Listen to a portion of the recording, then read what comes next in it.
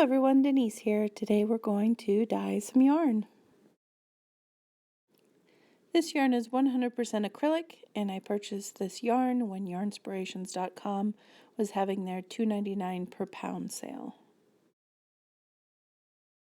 As you can see, there are 3 balls of yarn in the pound that I received from yarnspirations.com for $2.99, and these 2 on the end are larger than the middle ball of yarn, and that's okay because I decided to do 1 dark, 1 medium, and 1 light if all goes well. So as you can see, the balls of yarn on the outside are larger than the one in the middle, and that is okay. I am going to do the darker and the medium color in the larger balls of yarn, and then do the lightest one in the smallest ball of yarn. And I am going to dye these in my dedicated dye pot, which I only use for dyeing yarn and never for cooking. So I am going to do each ball of yarn in here one at a time using Rit DyeMore Synthetic dye in Midnight Navy.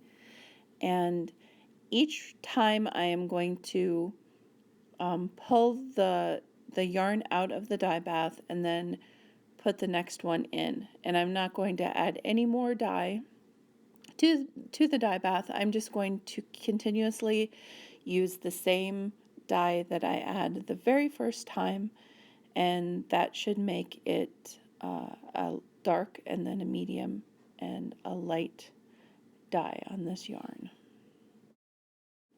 So what I'm going to add to the dye bath is 5 tablespoons of the Rit DyeMore Synthetic dye, and that's approximately 2.5 ounces. In my dye pot, I have 20 cups of water, and I'm going to bring that just to under a boil. And then I'm going to add the dye, and then I'm going to add the yarn. So you can see here that I am at 200 degrees. Boiling point for water is 212 degrees. So I'm fluctuating just a degree or 2 here and there. And I think it's time to add the dye and yarn. I've added the dye, and now I'm going to add the yarn to the dye bath. And I'm just going to gently put it down with my tongs into the dye bath. I'm not going to stir it like the directions say constantly, because I do not want to stand here and stir it constantly. I want to leave it and let it soak up the dye. And so what I'm going to do is I am going to check on this every 5 minutes. I'm going to check the temperature to make sure we're still right around that 200 degrees. And I am going to take this out after a half an hour of being at this temperature. So this is what the water looks like after taking the first batch of yarn out. There is still plenty of dye in this water to do the next 2 batches, and so I am going to do the same thing with my second and third ball of yarn. I'm going to put it in the dye bath. I'm going to maintain that heat for half an hour right around 200 degrees, and after that half an hour I'm going to pull the second ball out and then go ahead and proceed with the third ball of yarn and repeat the same exact steps. So this is all 3 of the yarns, all done, all dry. It was really hard to see a difference in color while these yarns were wet. They all looked dark. They all looked pretty much the same shade of this sort of purplish blue. And I was a little disappointed while they were hanging to dry, because I thought I had epically failed at dyeing this yarn in 3 different shades.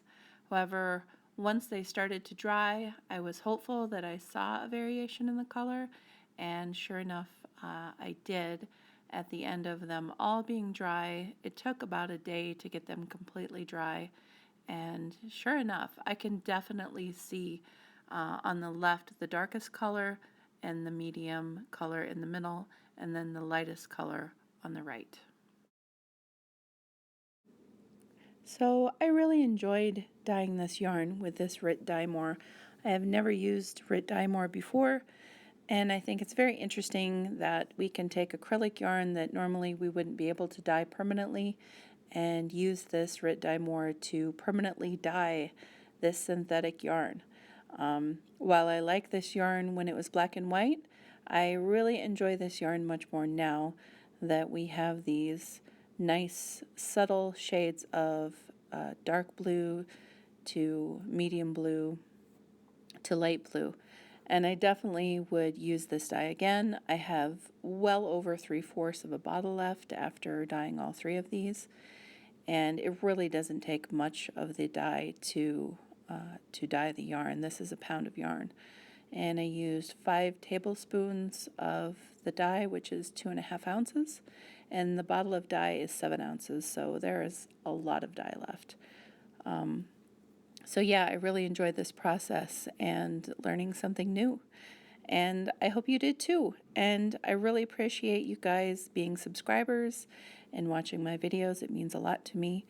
And so until next time, guys, thank you so much for watching. Bye.